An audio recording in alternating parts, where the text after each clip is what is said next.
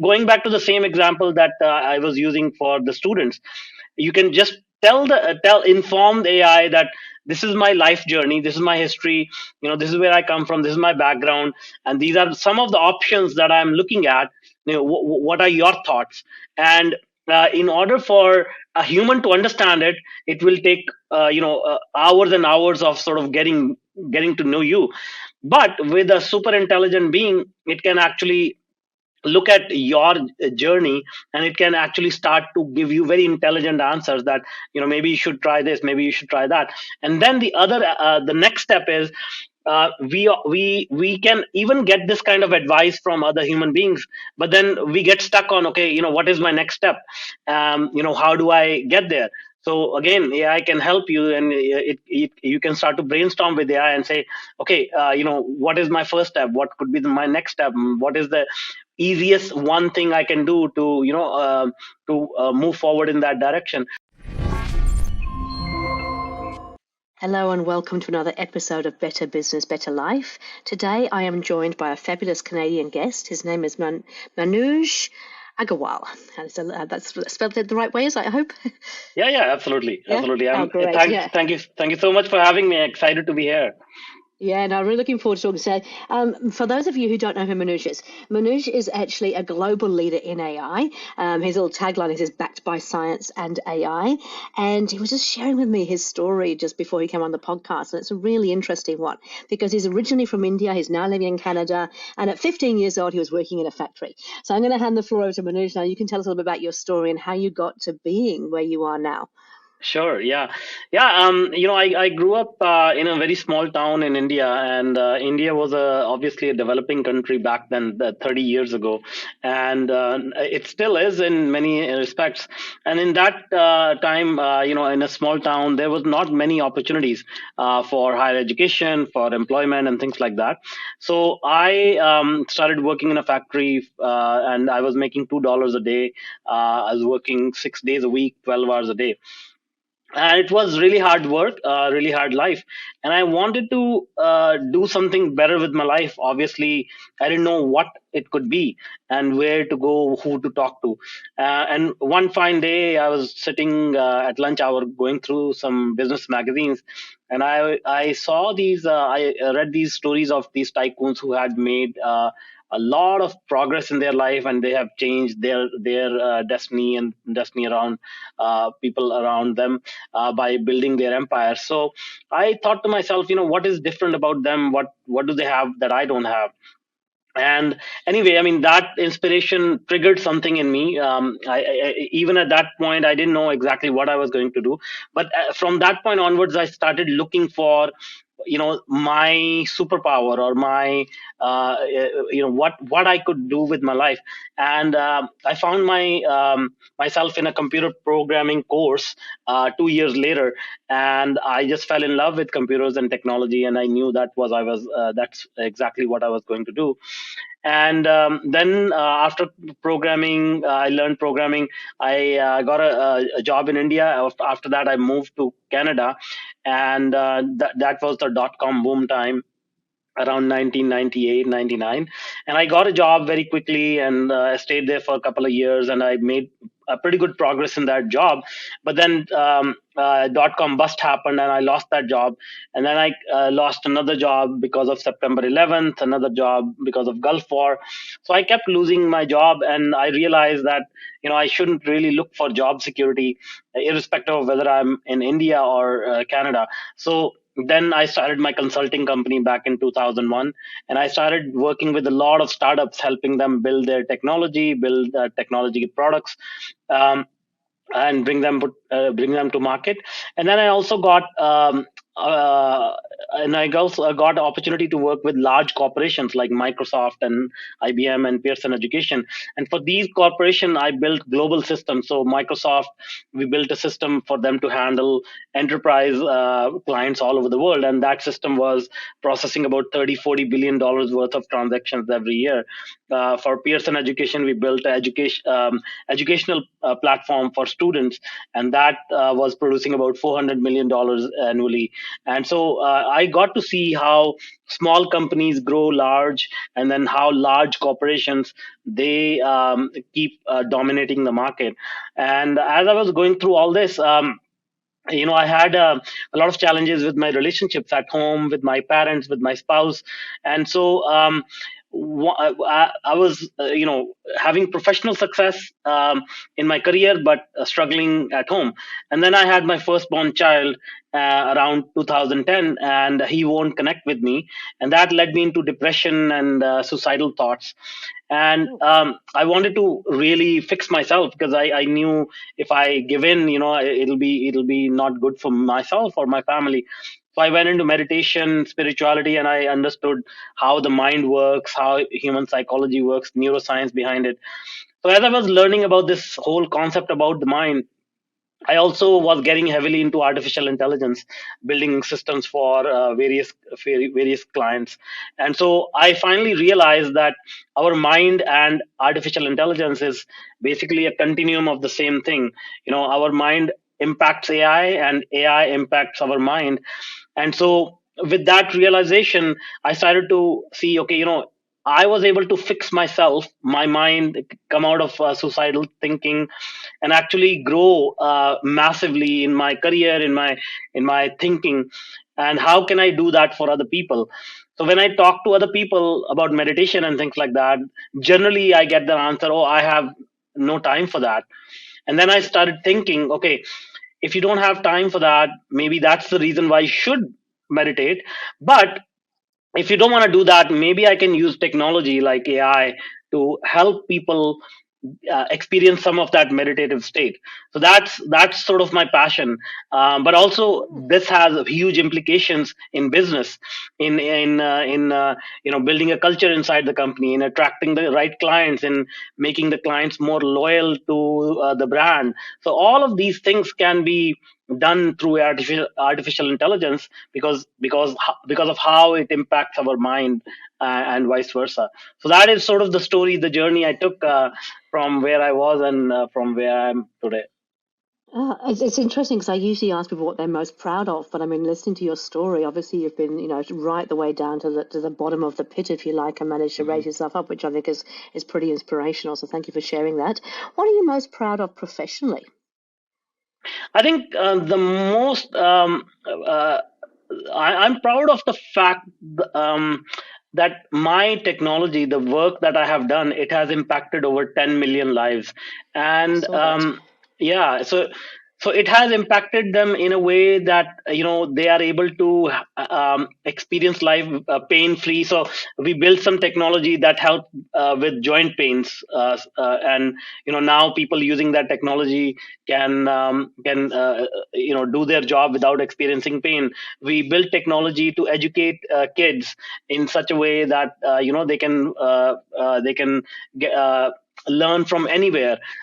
We built another technology that helps college students complete their degree programs, because about 30% of the college students, they drop out of their degree programs because of Hmm. various reasons. And so we implemented an AI technology which helped them, sort of, which helped the universities lower that dropout rate significantly. So these are the type of projects that excite me, because they bring about tangible change in human life, quality of life. So that's something to be proud of, I think. Oh, without a doubt. I mean, massive impact and obviously making a huge difference. So tell me a little bit. I think it's really good to go back to basics because AI is a term that is bandied around all the time. And people might sort of think, well, what really is AI? So how would you describe AI? Sure.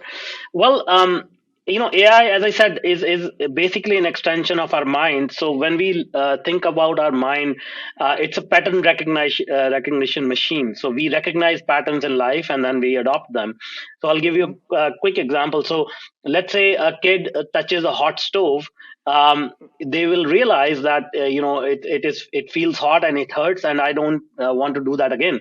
So now the kid has taken one data point of experience of touching the hot stove, and the mind has learned that this is not a good thing to do, so don't do it. Hmm. So that's intelligence, right? Now we put that child in Antarctica. with heat resistant gloves, and it's a super cold out there, and now the child touches the stove, it will actually feel pleasant, it will not feel hurtful, it's not going to be hot. So now the mind recognizes that, okay, there are multiple variables here. I'm wearing the gloves, it's cold outside, and if in these conditions it's okay to touch the stove. So there are Mm-hmm. 3 or 4 new parameters that have been learned now. These are data points that our mind learns. Now if we extrapolate that to some really complex problem, like predicting the weather, or finding solution for climate change, or predicting the stock market, there are millions and millions of parameters that our mind is not able to comprehend. So even the Mm-hmm. smartest people, maybe they can handle 10 or 15 variables at the same time. But when we talk about a complex problem with many variables, the machine is able to ingest millions of data points, and then is able to find that minute pattern and tell us, okay, this is what's going to happen based on the data. It is going to rain in 14 days, or this x-ray that I'm examining, it has this kind of cancer, or whatever it is. So the machine is able to accurately predict that, and human mind is not able to do that. So that's artificial intelligence. Yeah, that's actually a really good example. Actually, I like it a lot. Okay, that's cool. And of course that means that it's going to be really helpful for making things that may have been sort of very long tasks before really super short. You said you gave a couple examples of how you've used it to help kids stay in their study. Can Yeah. you give me like a little bit more depth on that one particularly? What is that? What Yeah, was that yeah. all about? Yeah. Yeah, for sure. See, what happens is when students they enroll into university, they generally take up courses based on recommendations of career counselors or friends or family. And at that young age, like 19 or 20, people generally don't know what they want, Mm, and what they are enthusiastic as they go into the university. But as they go through the courses, they either get bored because the subject is of no interest to them, or it is too difficult for them. So then they decide, I'm just going to drop out of this university. And the university loses a student, and the society loses a graduate, a potential graduate. So what we did was we collected data from hundreds of thousands of students, their school scores, their aptitude scores, their interest levels, and we created a model to understand what course suits what kind of student.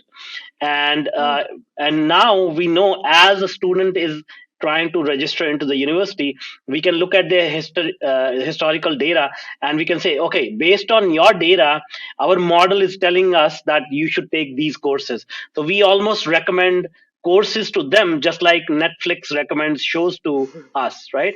Yes. So Yep. the idea is, now we are matching the courses based on their ability to take the course and finish it, and their interest level. So as a result, most of the students were able to complete their degree program because the courses matched their interest levels. And also, in fact, they actually took 20% more courses than required by their degree completion criteria. Ah. And this program was so successful that President Obama mentioned it in his speech multiple times, and Bill Gates also mentioned it in his speech, and Bill Gates Foundation actually invested in the project. Oh, that is fantastic. Yeah, I'd never heard of it, sadly, but that's really amazing. So I get you're absolutely right. When you go to university, you have no idea about, what you really want to do. And as you said, we get forced down a pathway that is actually sometimes it's the parents who want you to be a Mhm. lawyer, a doctor. You Yeah, know yeah. this from being in Indian parents, I'm sure. Exactly, exactly. Yeah, or engineer.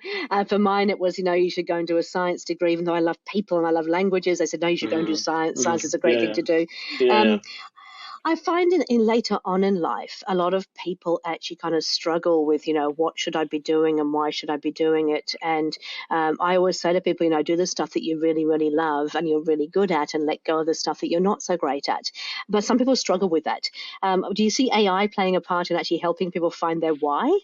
Yeah, absolutely. See, AI is it opens up the possibility to ask questions that we may not be able to easily answer, because you can think of AI as being sort of a collective consciousness.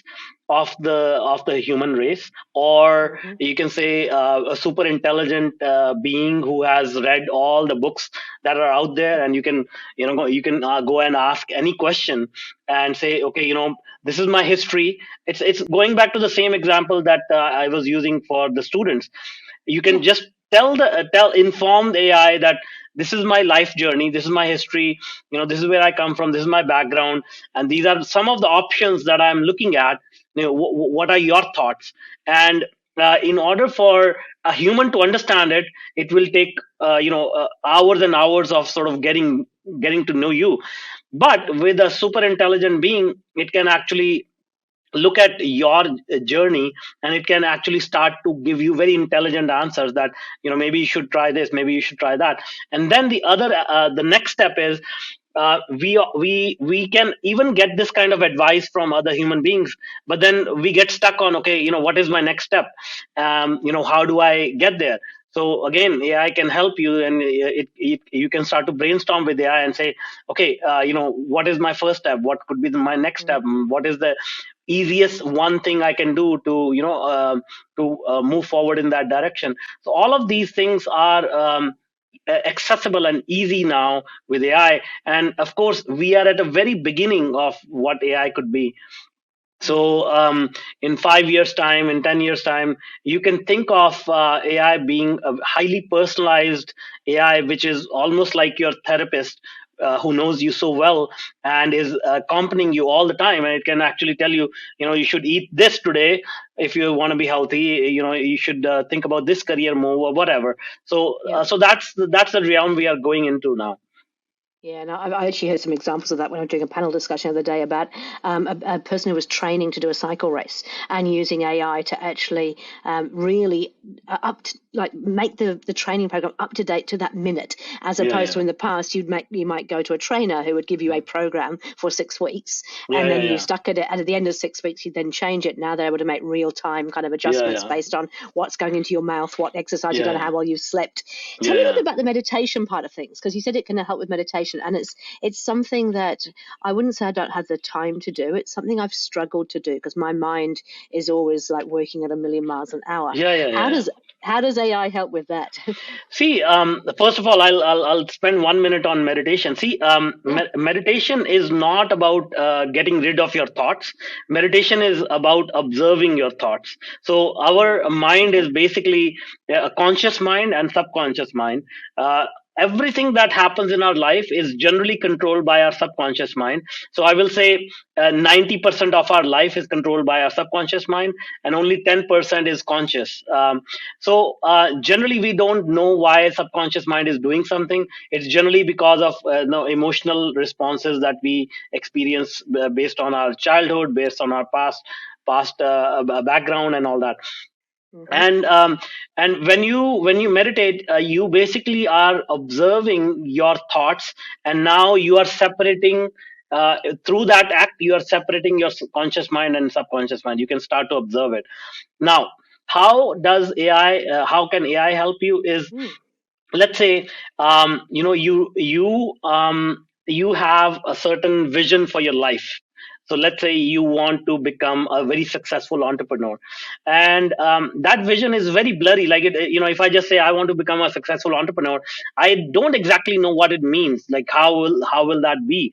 But you can go to AI and say, okay, write me a story that depicts in detail how will it feel to be a successful entrepreneur, and write it in first person, and write it in the present tense, even in the past tense.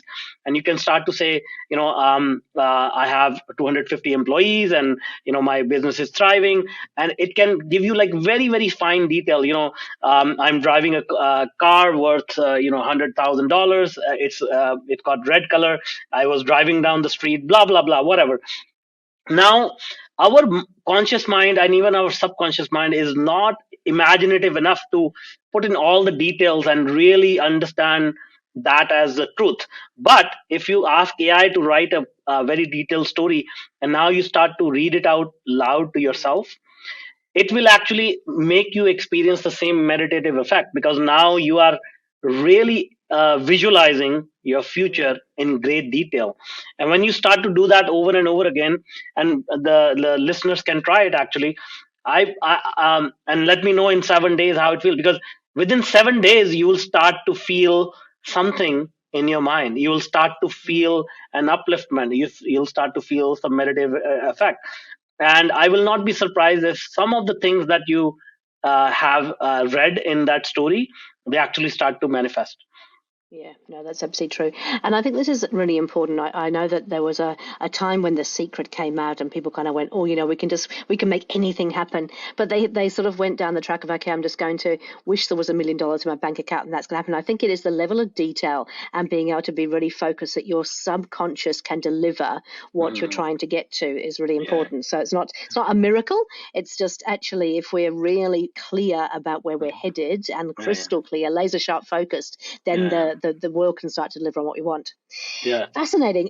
Gosh, it's really interesting because I think a lot of the stuff in the media about AI is really around marketing and chat Mhm. GPT Mhm. and but there's just so much that you can do with it outside of that, isn't it? But it must Yeah, come yeah, down to knowing what you want to get out of it. Like how do you know what to put in so that you can get out what you need? yeah, yeah. Exactly. So when we work with businesses or clients, that's the first thing we ask them. Okay, tell us what is your biggest challenge. hmm What is the low hanging fruit where if we automate it, if we add AI, it will save you tons of money, it will make you a lot of money, it will save you stress, whatever that is. And so then we say, okay, what kind of AI do we need here? Chat gpt is just one form of AI. There hmm are multiple fields in AI. Computer vision being, the computer can actually see what we see as human beings, and that is applied in things like self-driving cars, or monitoring for security purposes, or quality assurance in manufacturing units.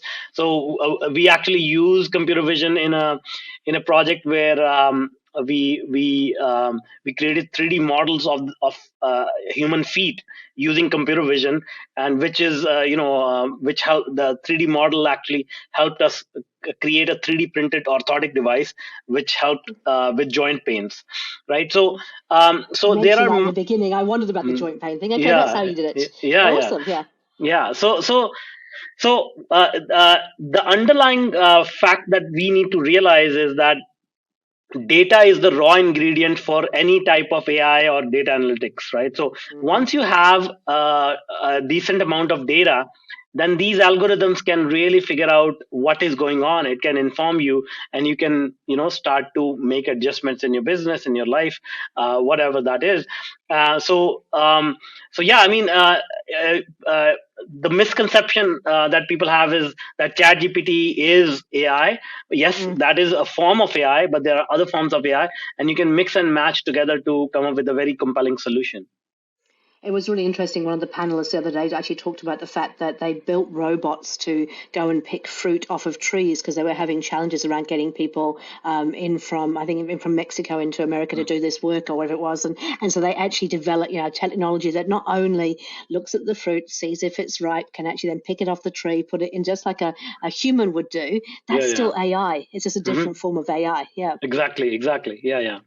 So people worry that with all this because this AI is just growing exponentially, right, in terms of what it can actually do. People are kind of worried that, oh, what does this mean for me, for my job? Business owners probably get a bit excited by it, but then people are also going, well, then what if AI takes over things? Where do we now sit? How Yeah, do yeah. you answer that? Yeah, see, the thing is that I'll answer it in two parts. One is that AI is not going to take your job. A person who understands AI will take away your job, right? So, just like when the internet started, a lot of people said, what is an email? What's a website? I don't need a website, right? But then Yep. a few years later, we cannot survive without an email. We cannot survive without the internet. So today, hmm if you go to a job market, if you apply for a job and say, I don't know anything about computers, I don't know how to use internet, how far do you think you'll get, right? So hmm it's the same thing again, where If you don't know how to use AI as a tool to enhance your productivity, somebody else is going to be more competitive than you, and they will take away your job. Secondly, we all fear that we have attained certain we have attained certain level of skill. We have figured out some solution, and now if AI can do it, then people who used to pay us for that solution are not going to be able to pay us. But if we flip it, then we can say that we used to sell to people who did not know something that I'm not making a hierarchy of people, but in terms of their knowledge about a particular topic, we are above them. But Hmm. if we use AI, we can start to actually sell to people above us, because now we know more than our level of skill. We all of a sudden, if we use AI, now we become more skillful, and now I can sell to bigger clients. Maybe I was selling to people who are small business owners, and now I can go ahead and talk to multinational corporations because I know more with the help of AI. So we just need to look at opportunities. There are going to be challenges, but people who give in to that challenge and sort of get scared, they will have some problems, as it happens in every technological advancement. But Yeah. if people roll up their sleeves and they say, okay, I'm going to adopt this, and I'm going to see how it can benefit me and others around me, they will actually accelerate so much farther ahead, especially right now, because we are at the beginning stages right now. So Hmm. another good example is like in 1990s, if you started a website, you could literally become a millionaire overnight. Like, people were Yes. throwing money at you.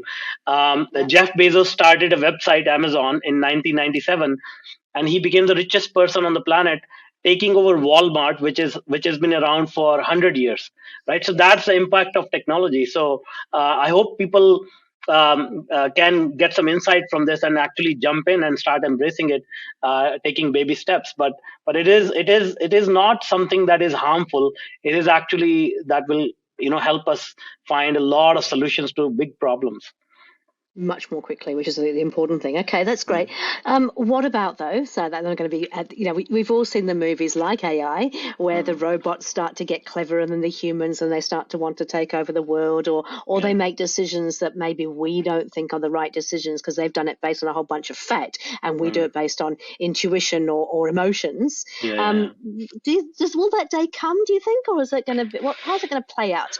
See, in my opinion, this is unfounded fear. Like, first thing is, people say, "What if it becomes self-aware?" Then I ask people, then how many human beings on this planet are self-aware? I think Mm. it's like less than 1%, right? So I tell them, okay, let's work on the humans first, and then worry about the machines, because the machine will only do what the humans can ask it to do. And so, before an algorithm that can help a machine become self-aware, we need to be self-aware so that I can write an algorithm that makes it Yes. right. The other thing is that there are millions of species on this planet, right? And there's only one species that wages organized war against each other, and that is human beings. So Mm. once again, that is because of jealousy. That is because of all these negative emotions, emotional baggage that we carry as human beings. We do these things. So once again, these emotions will need to be programmed, or an algorithm will have to be created which makes AI jealous of another species, or it makes it ambitious, or it makes it malicious. And these are not. I don't think an algorithm can encapsulate these type of emotions. These Mm. things have to be embedded in your psyche from generations. And that this is after going through multiple generations of trauma, it sort of bubbles up as this ugly manifestation, as something like a war or something. So it's Mm. so far fetched to think that AI will have multi generational trauma like that, because it's just like absurd to me, knowing how humans behave and how AI is programmed. Yeah, it's a really interesting point. I hadn't even considered it like that, but you're right. So, I mean, you're working in this day in, day out, and I guess some of the big companies, a lot of the AI stuff is being driven by the big companies and their needs.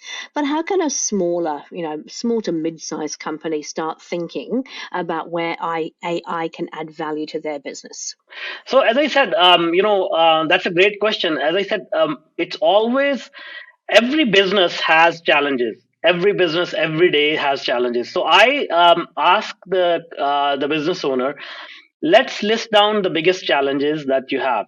Is Hmm. it hiring new people? Is it your company culture? Is it your sales and revenue? Is it your profit margins? Is it security? Whatever that is, let's list that down and now start to work on what AI can do to solve that problem.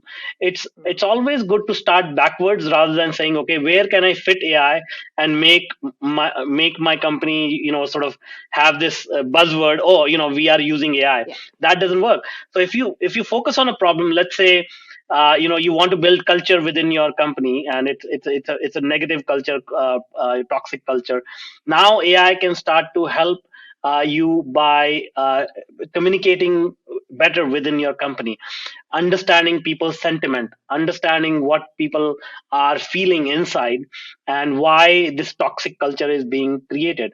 Is it a company wide problem? Is it just a few people? So data can tell you all of these things, Yeah, right? can start to really pinpoint things, can't it? So you can actually go, there Exactly. is the real issue. And I suppose you can Exactly. also use it on the converse side in terms of bringing in new people into the business. How do you make Exactly. sure the person that says they're the right fit actually is the right fit? Yeah. Exactly. Exactly. Okay. No, it's really cool. I think it actually fits in quite nicely with the work that I do. So obviously we work with businesses to bring in an operating system into the business. And all we Yeah. really do is we highlight the issues and then Yeah. we have to solve the issues. AI is going to be really important actually helping solving those issues that the companies Yeah. have. I think it's Exactly. exciting. I think it's really Yeah. exciting. Absolutely. Yeah, yeah. Absolutely. Okay. In terms of top tips, if you had to sort of say three things that somebody could walk away from listening to this and go, hey, what can I do immediately that would make a difference? What would you say? So one thing, as I said earlier, like, try this. Go to ChatGPT, write a story Mm, about something that you want to happen in the future. Maybe something small, even like, let's say you want to take a vacation with your family or whatever. Write a story and read it out to yourself for a few days and see what happens. And mm, I'd love to know the impact of it, because it's very interesting what happens when people try it. The second mm. thing is, I'm doing it. I'm writing it down. It's definitely there. yeah, I'm going yeah, to give it a go as soon as yeah, I'm finished. Yeah. yeah. Second thing, I always tell people, have 20 new conversations with people.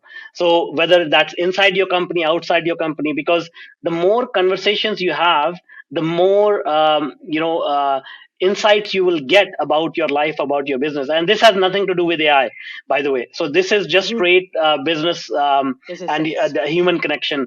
So Yeah. the more you talk to, let's say, your employees, so at least 20 new conversations with people you haven't touch base in, or whatever that is, and ask them, hey, how's life? What's happening in your life? How can I help you? And this will give you so much insight about what is happening in the world around you, right? Mm, The third thing I will say is, just get better at storytelling, because that's another trait that a human mind has evolved to remember stories. And if you want to make yourself memorable, start telling better stories. We haven't been taught how to do that in our modern education system. But if you mm, start to tell stories, people will start to remember you more vividly, involuntarily, because when you tell a good story, it reminds another person about their experience, and now that story becomes memorable for them. embedded. And whenever there's an opportunity for you to work together, do some business together, that story is going to link you up together, and that'll be beneficial for you. I think that's absolutely brilliant. You just made me realize, I think the reason I love these podcasts so much is I actually get to speak to so many different people on a regular basis, and it's always opening up my mind. There's things I think I know about, and then suddenly I go, actually, hadn't even considered that. And you're right about the storytelling, because when we read your web page and that with the story that you've gone through, it gets stored away, and that at some point I'll go, Manoj, that was the guy that I was talking to about XYZ, and that was Yeah. his story. So Right. brilliant. Okay, thank you. From an AI perspective, how you said, I think you're absolutely right. This is not going to replace humans, but people who really jump on board and learn how to use it will be better equipped to deal with things in the future. Have you Mhm. got a favorite kind of AI site or an AI newsletter? I don't know where you find this information, but do you have Yeah. somewhere that you could recommend people go to where they can keep up to date with what's going on? See, in my opinion, it's always so. Right now, it's a wild, wild west. There's 1,000 tools coming out every day. So, in my opinion, go with the granddaddy of all, ChatGPT. Just start using ChatGPT, because that will open up the mind. Once you start to see the value of it, our mind automatically starts to create more connections. And here is the funny part. Like, you can start to ask these same questions to ChatGPT as well. It will actually Mm, start to give you because whatever questions we have in our mind, we can actually start to say, oh, I can ask ChatGPT to answer that question. Now, the caveat is that if we ask, okay, which newsletter to follow, it may not be able to give us the answer right now, because it right. is. I think it is the data it has is up to October or September 2017. 2021. But Oh, very 21 is it? Okay. yeah, yeah. So but very soon they are going to be at a place where they have up to date information. And so any question that comes in your mind, you can straight Hmm. away say, oh, okay, I know how to ask this question. But that's another thing. You need to get better at asking questions. Be very Yeah. specific on how to ask these questions so you can get the better answer. No, I think that's absolutely right. I actually sort of saw a live demonstration of somebody building a spreadsheet on ChatGPT. Yeah, So if you give yeah. it the right instructions, it can actually do the stuff for you. Yeah. So it's interesting. So I was under the misconception that it was up to 2017. So it's actually up to 2021 now, but Correct, it correct. is still only a snapshot up to then. I believe the new version that is coming out of ChatGPT is actually going to be pretty much live, isn't it? In Yeah, yeah, terms of exactly. it's Yeah, scraping live. Yeah. yeah, yeah, Okay, good to know. yeah. Wow, gosh, it's such an interesting topic, and I think it's really exciting. I think that particularly if we just remove it from just being about how do we say things better, but actually how do we really solve our big challenges? How do we Yeah, yeah. use AI to solve those biggest challenges and take away some of the labor intensive stuff? That's when it becomes really exciting. Exactly, Yeah. exactly. Yeah. Cool. So if people want to find out more about you, where would they go to find that, Manish? Yeah. So if they want to connect with me, you can go to my connection sites where all my social connections are listed. It's Manuj, my first name, .ca for Canada. So Manuj.ca, or my website is Manuj Aggarwal, my full name, manujaggarwal.com. Or you can find me on LinkedIn. That will be the best. And you can tell me that you heard me on this podcast, and let me know how I can help. Now that sounds absolutely wonderful. Now, in terms of working with people, what kind of people do you work with? Because I've seen some big names on the website, but what is your ideal kind of person that you like to work with? See, we don't focus on the size of the company. We focus on what is the mindset of the person. If they are Mm, an innovator, if they are a risk taker, if they want to, stay ahead on the bleeding edge of technology, and they want to implement these technologies, those are the kind of people we are looking for. Because even if we say we're working with small companies, mid companies, or large companies, if they are apprehensive about things like AI, if they don't want to they don't want to, like, do anything with it, then it doesn't work. But if they are interested in pushing the envelope of the technology and what it can do for them, then it's very exciting for us to work with them and see, okay, how we can transform their business. yeah, that's great. Hey, look, I know it's very late in the evening for you because I know we're very, very different time zones. I want to thank you for actually taking the time this late in the evening and still being so vibrant and alive and excited about AI. I really appreciate that, and thank you for sharing your insights. I think that has just been absolutely fabulous. I've got some notes here for myself. Get that Chat GPT to paint the picture for you that you can see where you're headed. Do have those more conversations with people, get to understand people better, and get better at storytelling. I mean, they're just fabulous insights insights. So Yeah. thank you so much for your time. Thank you so Really much for appreciate it. having me. Thank you. Oh, my pleasure. Thank you.